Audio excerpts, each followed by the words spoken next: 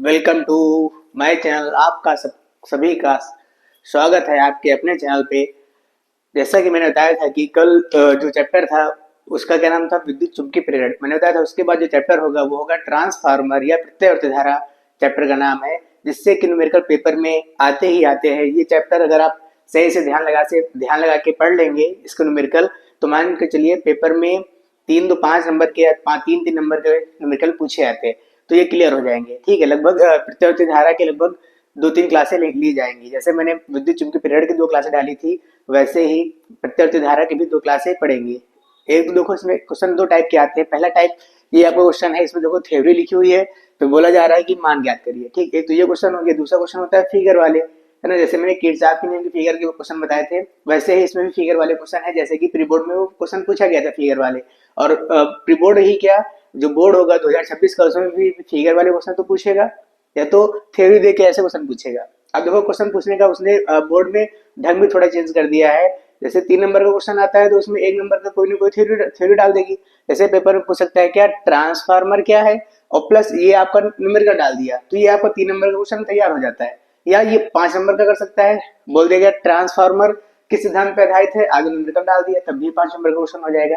ठीक है, चलिए आते हैं आज के पहले क्वेश्चन पे। क्वेश्चन पढ़ते हैं और फिर इसको सॉल्व करते हैं। देखिए मैंने शुरुआत से बता रहा हूँ कि भाई देखो, मैं तो न्यूमेरिकल सॉल्व करा रहा हूँ, पर आप थ्योरी घर पे तैयार करें। थ्योरी तैयार करें उस चैप्टर की। जैसे ट्रांसफार्मर है तो आप इसकी थ्योरी तैयार कर सकते हैं घर पे, और इसके जो इम्पोर्टेंट जैसे ट्रांसफार्मर हो गया, इसकी कार्बनिक हो गई, संरचना हो गई, ये सब तैयार कर लीजिए। बाकी थ्योरी हो गए और इसके क्या जितने भी फॉर्मूले हैं इस चैप्टर के, वो तैयार कर लीजिए, ताकि आपको न्यूमेरिकल लगाने में आसानी रहे। देखो अब आते हैं न्यूमेरिकल पे। देखो बोल रहा है क्या, एक प्रत्यावर्ती परिपथ, है ना, परिपथ का प्रतिरोध, है ना।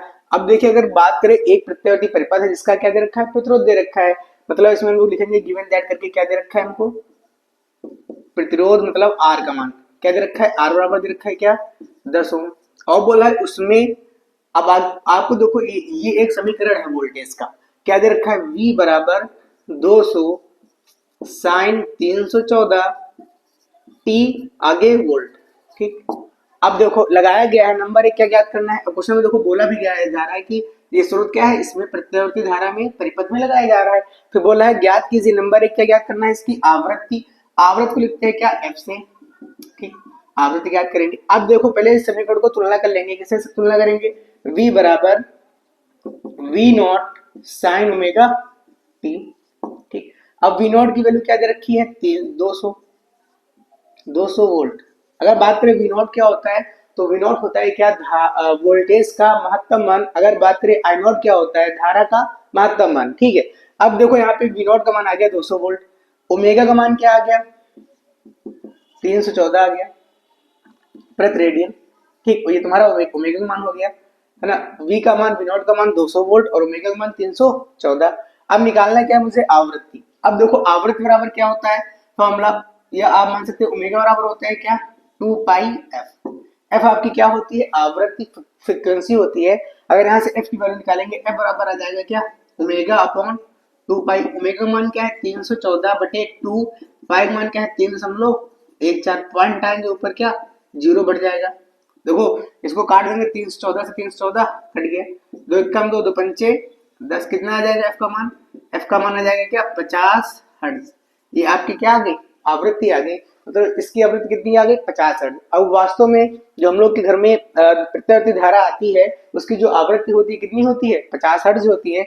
मतलब जो इसकी फ्रिक्वेंसी होती है। देखो प्रत्यावर्ती धारा और दिष्ट धारा में ग्राफ भी पेपर में पूछा जा सकता है, तो प्रत्यावर्ती धारा में जो ग्राफ होता है वो अप डाउन होता है, ये। ठीक है, अगर बात करें दिष्ट धारा में कौन सा ग्राफ होता है, एकदम एक सीधी रेखा होती है, क्योंकि दिष्ट धारा जो होती है उसमें कोई चेंज नहीं होता है। या मान के चले आप, जो बैटरी से जो धारा निकलती है उसमें कोई चेंज नहीं होगा, वो कंटिन्यू लगातार बहती रहती है।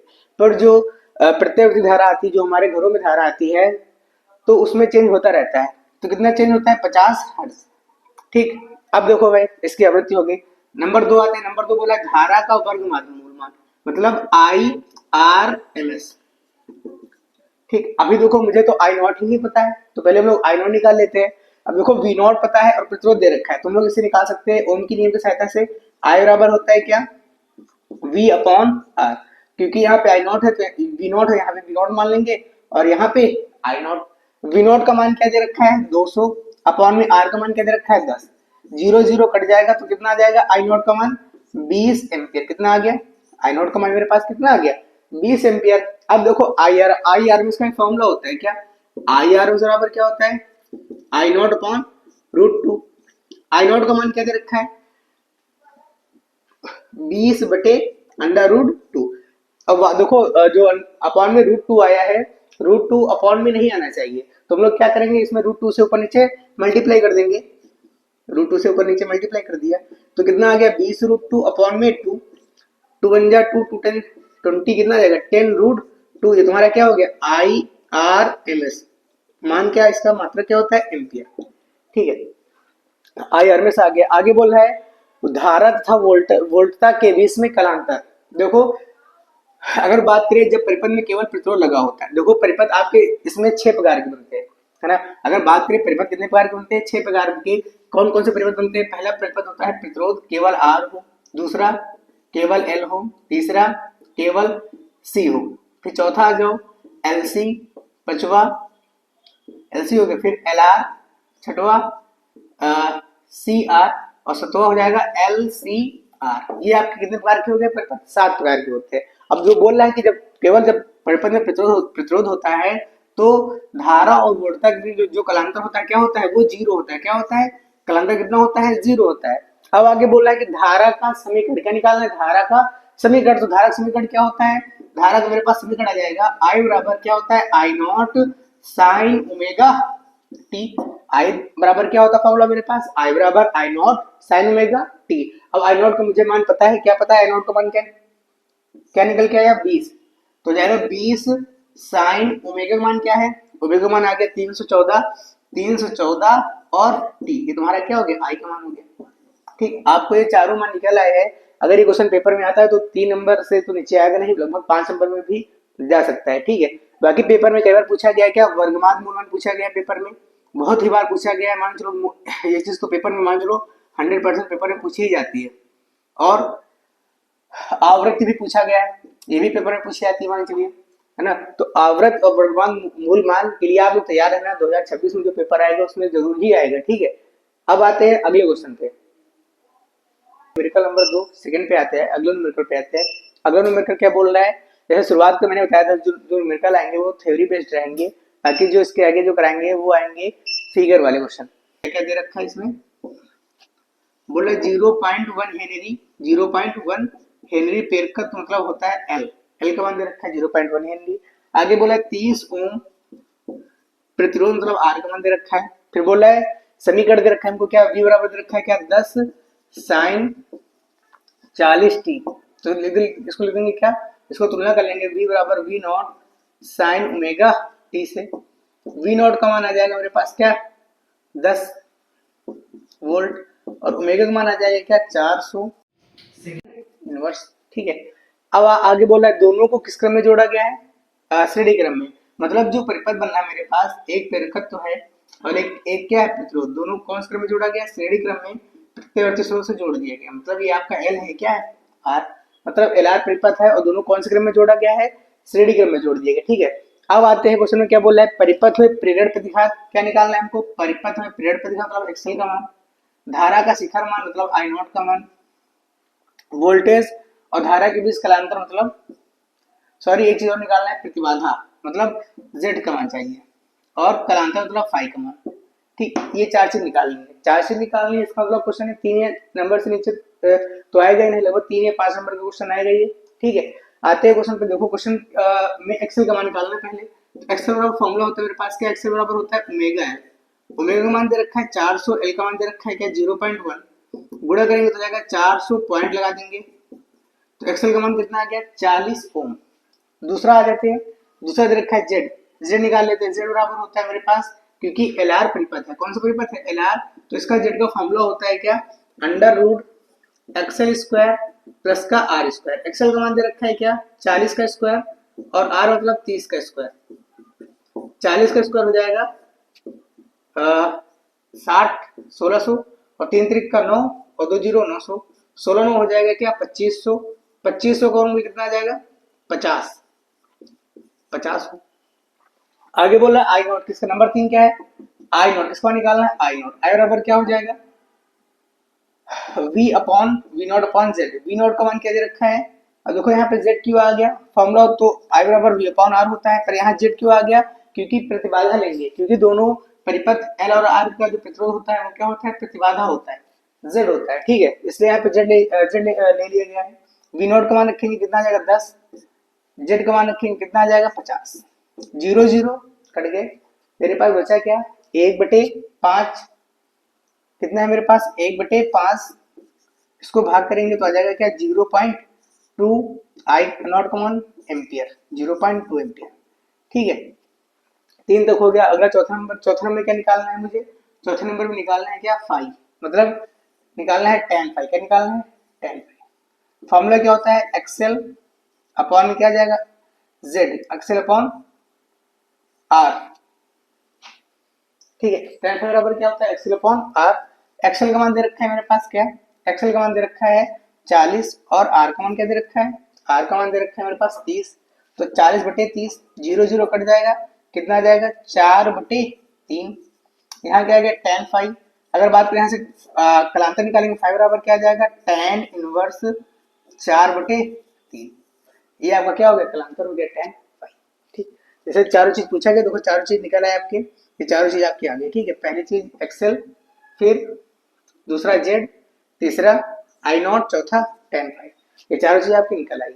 अब आते हैं अगले क्वेश्चन पे, क्वेश्चन नंबर 3 रहेगा, एक आदर्श ट्रांसफार्मर की प्राथमिक कुंडली तथा द्वितीयक कुंडलियों में फेरों की संख्या क्रमशः, अब प्राथमिक कुंडली फेरों संख्या लिखते हैं एन पी, एन होता है फेरों संख्या, पी क्या होती है प्राथमिक कुंडली, दे रखी है 1100, द्वितीयक में एन एस दे रखा है 110, आगे बोला प्राथमिक कुंडली में वोल्टेज, प्राथमिक कुंडली में जो वोल्टेज है वीपी का मान दे रखा है 220 वोल्ट, और द्वितीय कुंडली में जुड़े प्रतिबाधा मतलब वी एस जेड एस का मान दे रखा है 220 ओम, कुंडली हो तो प्राथमिक कुंडली द्वारा ली गई धारा मतलब आई पी का मान निकालना है, आई पी का मान निकालना है, ठीक, अब देखो मैंने बताया था कि जो ट्रांसफार्मर की दक्षता होती है या जो ट्रांसफार्मर की शक्ति होती है, निर्गत निवेशित शक्ति दोनों आपस में क्या होते हैं बराबर होते हैं,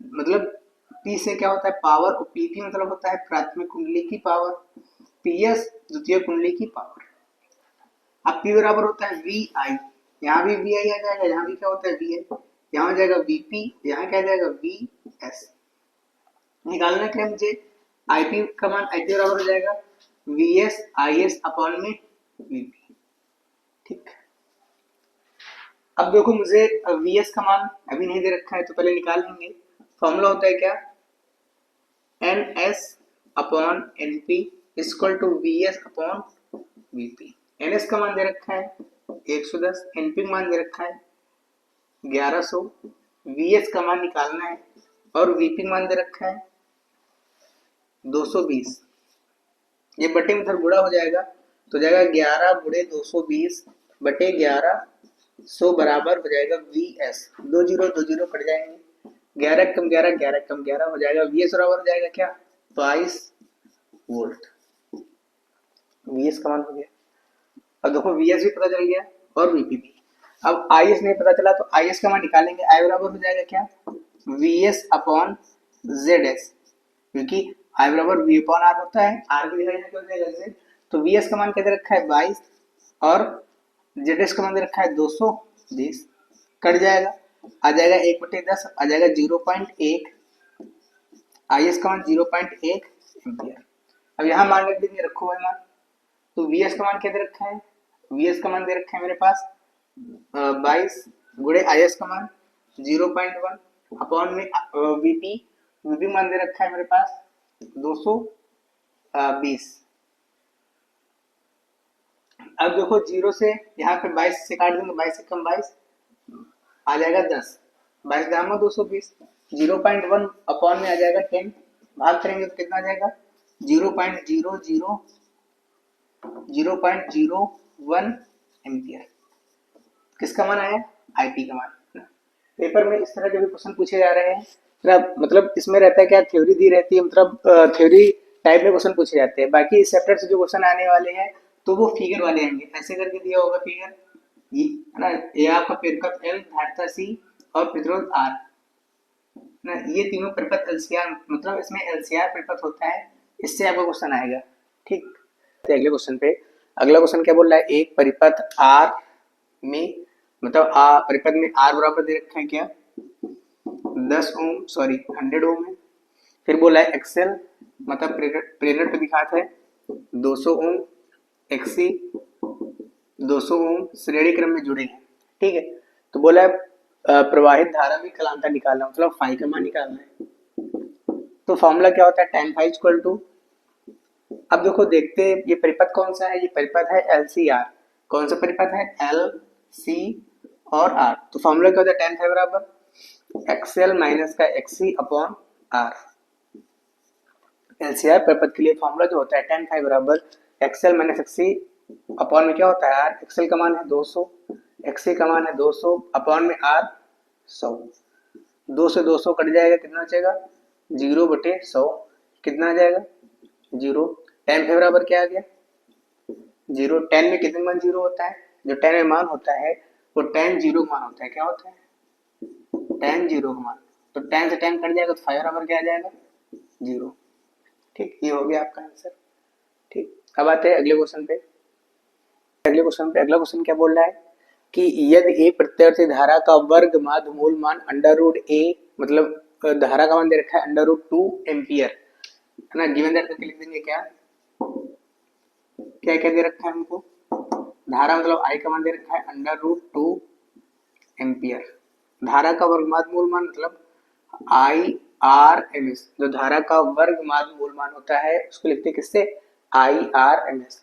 I से धारा, R से होता है रूट मीन स्क्वायर वैल्यू। ठीक है, अब आते हैं किसमें क्या निकालना है, आई नोट का मान निकालना है। फॉर्मूला क्या होता है, IRMS बराबर होता है आई नोट अपॉन √2। IRMS का मान दे रखा है √2 बराबर आई नोट बटे √2, मल्टीप्लाई करेंगे तो हो जाएगा √2 बराबर हो जाएगा क्या आई नोट, गुणा करेंगे तो आई नोट बराबर क्या आ जाएगा 2 एम्पियर। ये आपका क्या हो गया, धारा का शिखर मान, क्योंकि आई नोट क्या होता है, धारा का शिखर मान होता है, तो धारा का शिखर मान कितना आ गया 2 एम्पियर। बस आज के लिए क्लास बस यहीं पे समाप्त करते हैं। बाकी लगभग ट्रांसफार्मर के चैप्टर के लगभग 2-3 वीडियो आएंगी। इसमें अब अगला जो टॉपिक रहेगा, मतलब अगली जो वीडियो रहेगी इसकी, तो वो रहेगी ट्रांसफार्मर के फिगरों वाले क्वेश्चन की। ठीक है, बस आज के लिए इतना ही, मिलते हैं अगले क्लास में। जब तक के लिए जय हिंद, जय भारत।